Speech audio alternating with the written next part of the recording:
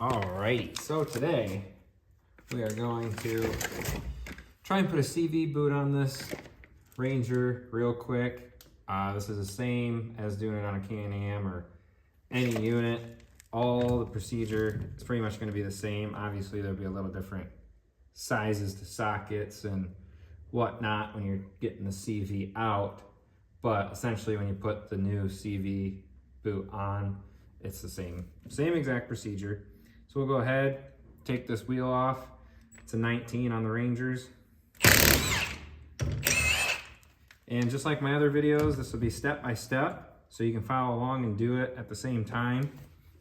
And pretty much we'll be all at the same time. Some people might be faster or slower, but this will also give you time when I'm talking to grab tools if you need it. This is just an impact with 19 socket. Like I said, a 3/4 does work.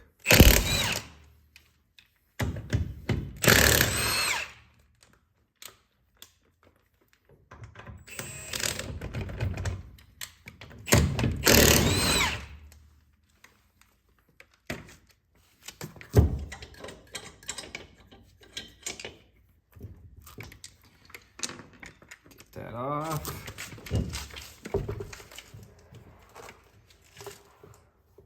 Get some light on the subject. And now, since we have the tire off,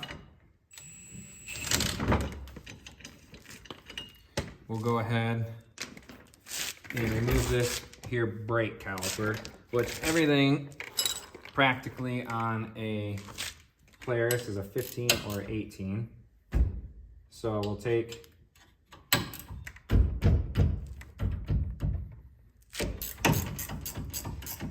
caliper off there's a 15 right here, and then there's one right here. If you can see it, we have two 15s facing this way for your caliper. Oh nice, the light died that fast. Thought I had a new battery in it, so we'll just take the impacts.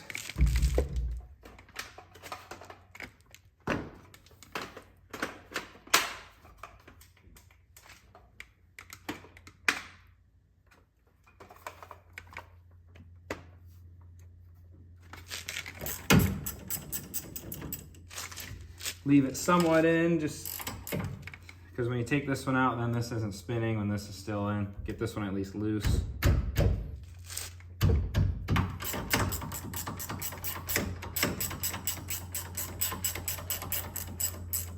For those of you that are obviously watching this just to do the CV part and are past this step,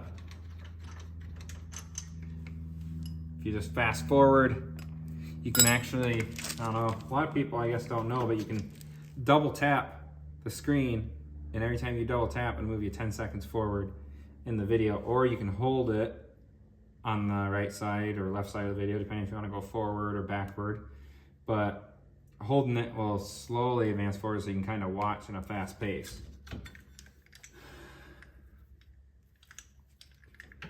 So brakes off, and I usually just take them straight over and lean them, and they're good. Ew, I will have to go, I didn't grab a socket. I'll grab a socket quick. For this, I'm almost positive it's 1.25 inches, I think.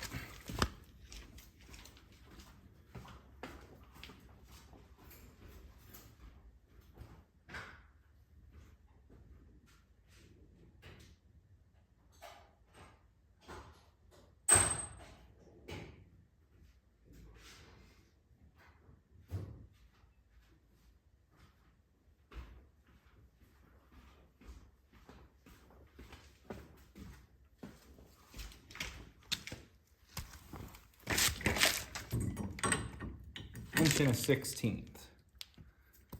That's what I meant. Oh, nice. Gonna grab a pliers while I was over there for the cotter key because I was rushing.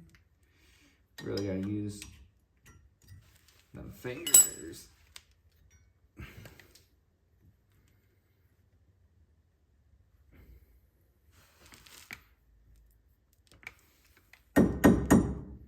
Oh boy.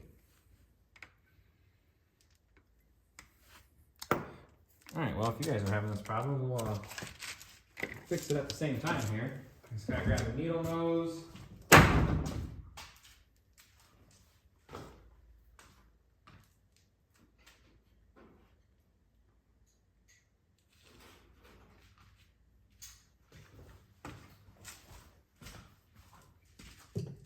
Sometimes also using a small punch will work to get it in the hoop and pull it down. Use your hammer. Not enough yet.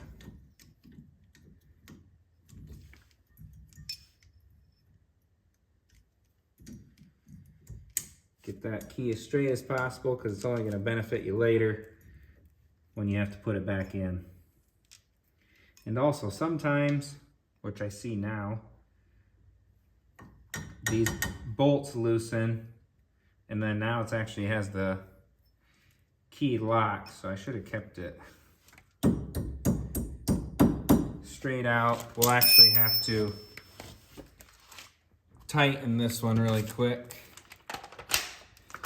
I guess it's good that this problem happened because now you guys can see it. So we'll actually tighten it just a little bit.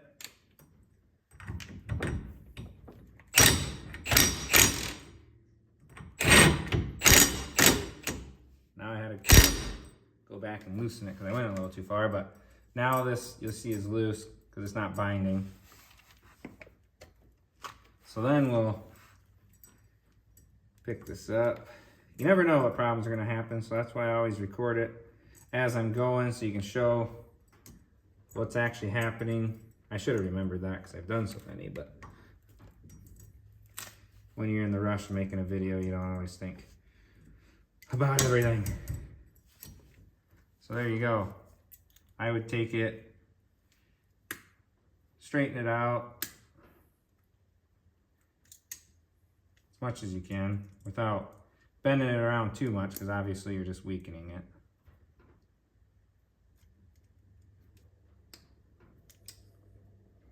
There. Straight enough. Set that to the side. And then now you'll just look, you can see, looks like somebody's been in this one before. Because the threads look about crap, but you'll see there's basically the width of your key from the castle nut head to the end of the CV shaft. It's a tad farther, but it's basically that width. So you want to tighten it close to exactly that.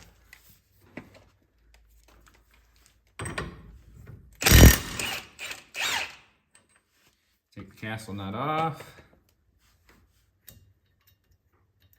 Polaris' sweet design double washer setup off. And then your hub come right off. Also set. That's good for hubs. Set that to the side.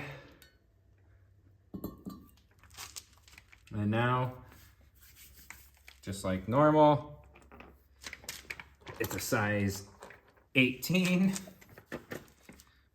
and a size 15. So we'll put our 15 on. Oops, scratch that. Well, since the 18's on, the 18's the bottom.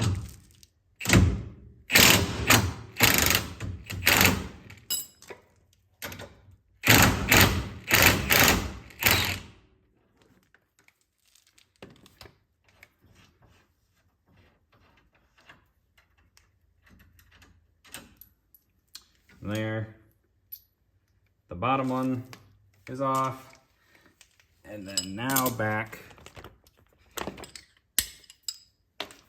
to the 15, which is the top bolt.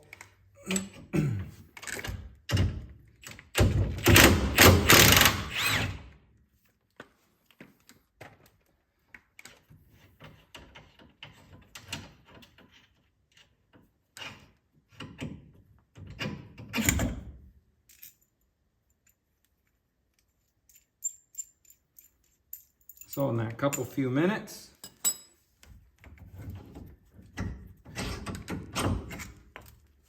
your hub's off.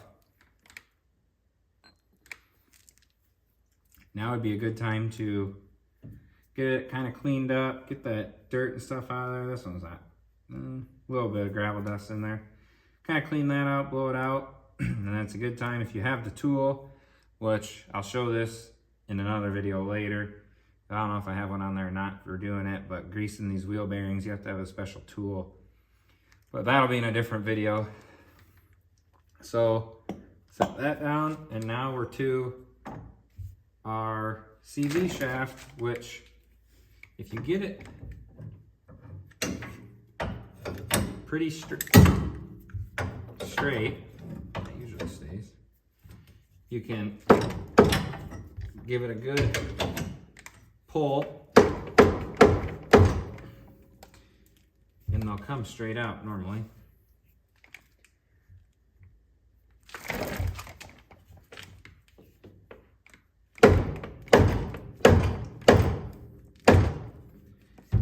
Usually I have this double jacked. I have the rear end jacked up and then I have this on a jack. So this can go up or down to get my angle dead straight, because they come out easiest the straightest. So what we'll do, because I don't think this Ranger is higher mileage, so she's really set in there.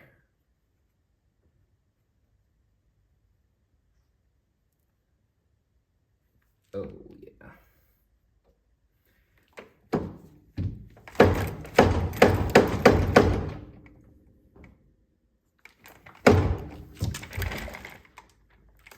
It might be coming.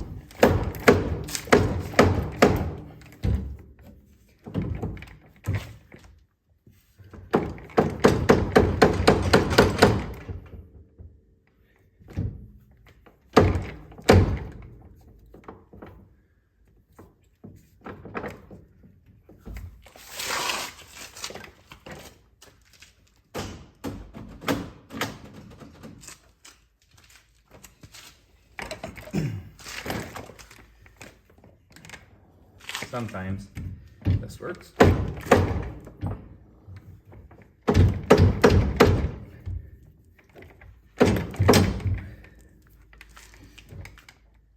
This would be the one I do in the video that is a pain.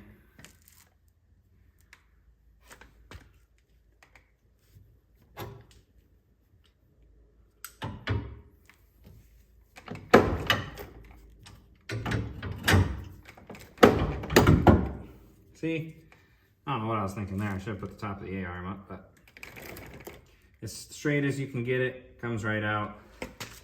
I'm not even gonna edit that out because I don't have time today, but that looked terrible. Usually, like I said, you get them straight out, and I'm in a rush, of course, so didn't work right away, but straight as you can get these CVs, you can usually pop them straight out pretty easy. Some videos on YouTube make it look, which this one didn't help, but make it look real bad to get these off. I've never had a problem pulling them, any of them off on Can-Am Defender or Razors or Rangers, anything, Mavericks, pulling them off by hand. And you see just a little double cut in that, which is good we catch it now, but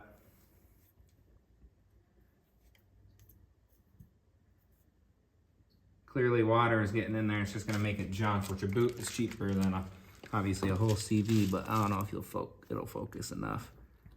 There's two little rips right there. And something must have been a rock or something, because then there's two little rips right there. So next, we will grab which I should have also had. Usually it's more organized when I'm not rushing, but this side-by-side has to be done for the weekend for the guy to get it back. And he just brought it not too long ago for a full service. And I noticed this as I was doing the full service, so he wanted me to fix that while it's here. So now I have to do this quick also, but enough excuses about being rushed. I'll go grab snips and a razor blade. We'll take this metal ring off and this one, cut the CV boot the rest of the way off, and then I'll show you the tool I have, which really helps with getting the CV boots on, but you can get them on other ways.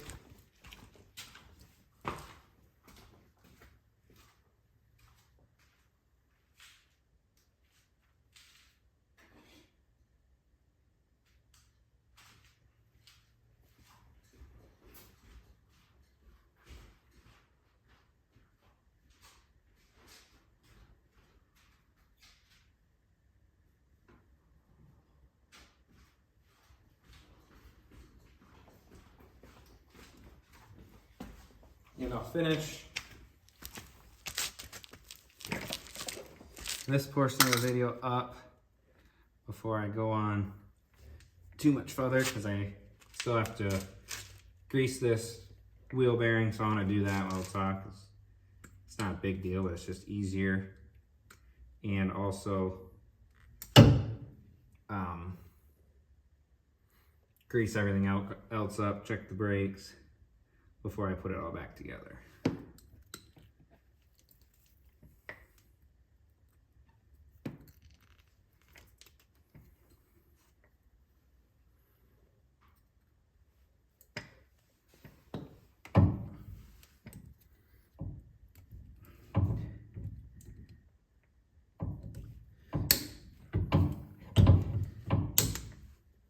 Jeepers.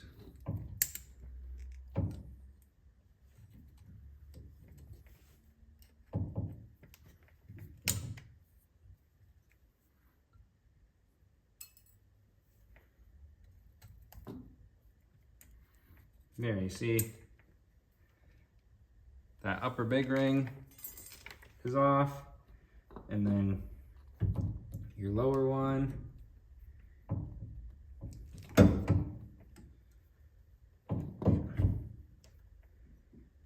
snip it off.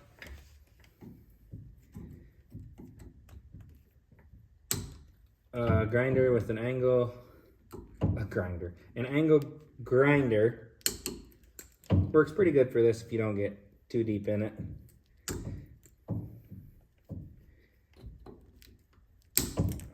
But usually if you can grab them with the snips right away, this is just as fast and easier and shit's not flying like grease.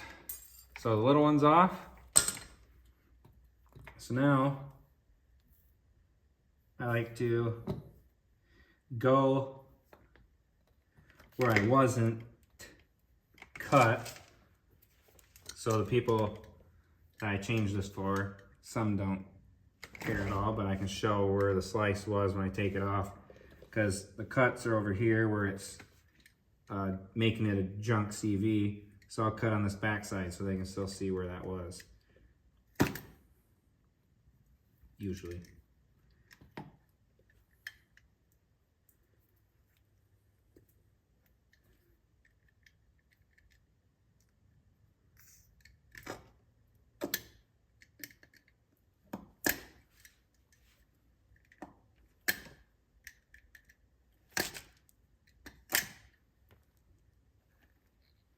Yeah, there's definitely a lot of water in this unit.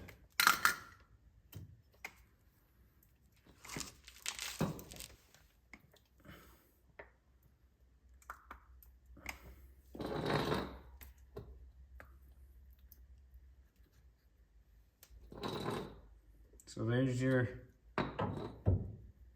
CV shaft with the boot off. Set that aside, which is a mess. And then also, to make this video shorter, I'm just going to show you the tool. I want to clean all this up and then basically get all that old grease out and then pack it back full with high temp grease. Don't get a cheap CV boot that comes with that grease that's packed in with it.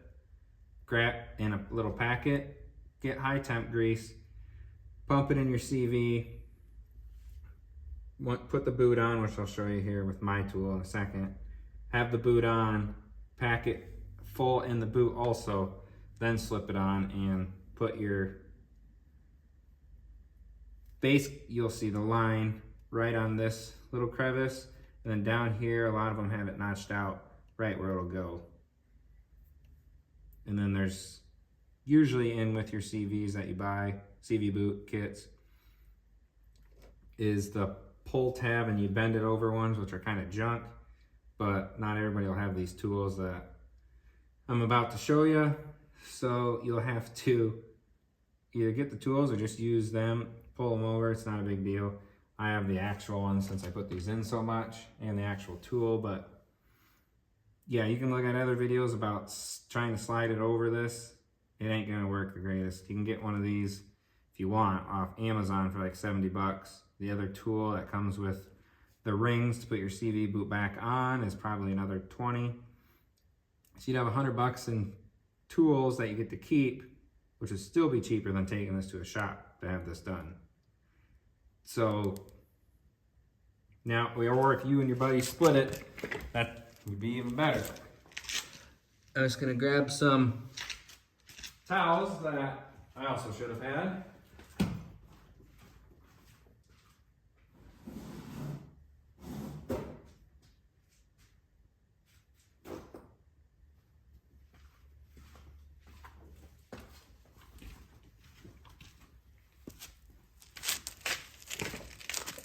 So I don't get my tools all dirty, wipe my hands.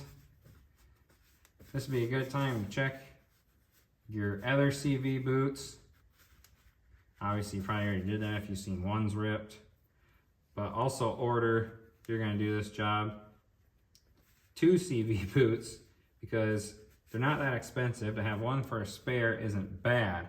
But I say to order 2, because if you rip one of these when you're doing the job, it's not worth not having the second one, because sometimes they do rip putting them on. Especially, you're probably gonna, some people are probably gonna buy the cheap ones, which don't ever do that because that's not gonna work.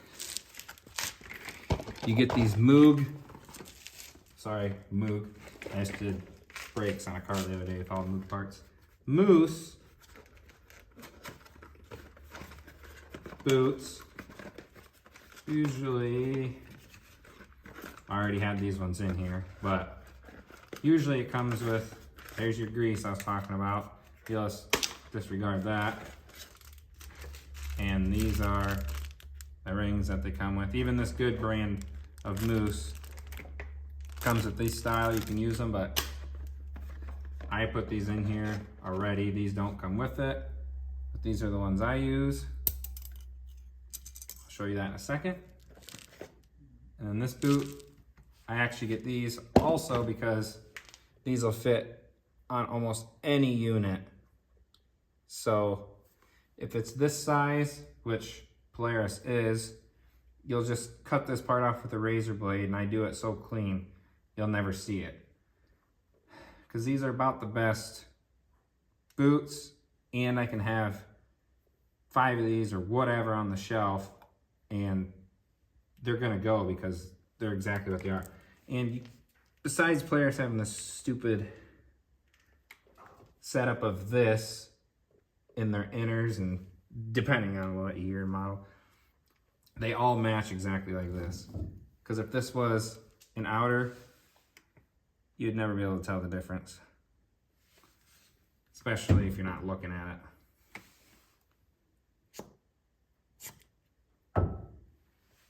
So I'll get the tool out.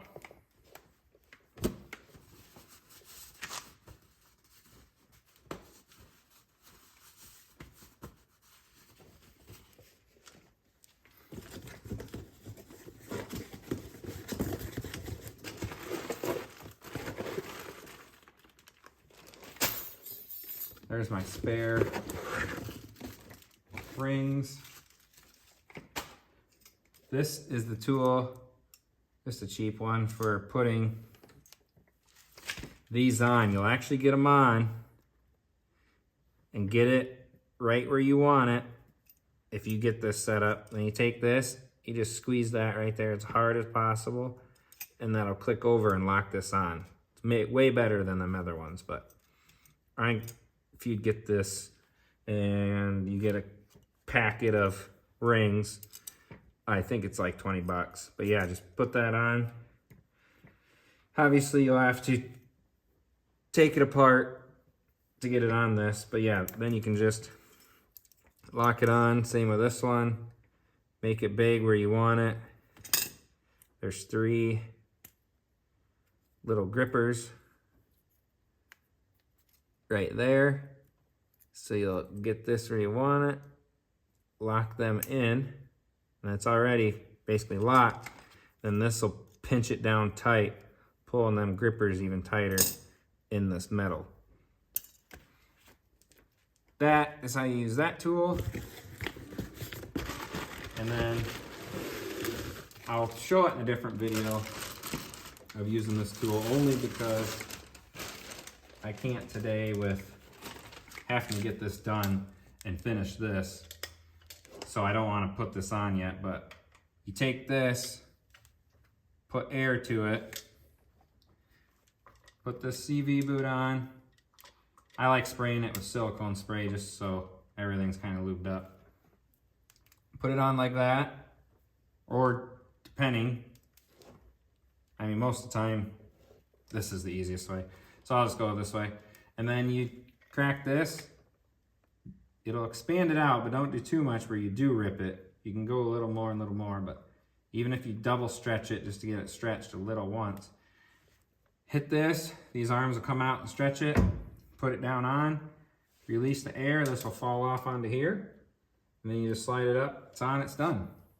This will save you a lot of F words and everything else than some people trying to slide the boots over with cones and a ton of grease. I'm sure you'll see the video once you try looking those up, but this is way easier with that. And then if anything later, or I'll put a part 2 of this where you guys can watch a part 2 of me putting this back together. Because right now I'm gonna clean all this up and not make the video any longer than it is, but for most people that are gonna do this job and got this far with me taking it apart, they'll easily be able to put it all back together because it's just reverse. So that's about it. Thanks for watching. Sorry about the rush on this video and not being as organized as normal. As you see in my other videos, it's usually way more OCD, and you get the tools you need right away. But to get this video out for you guys, because I had people asking about CVs and CV boots, since it happens so much, thought I'd get it out for this week's video, which I'm literally recording today, right now, so I can get it loaded up today. But thank you. See you guys later.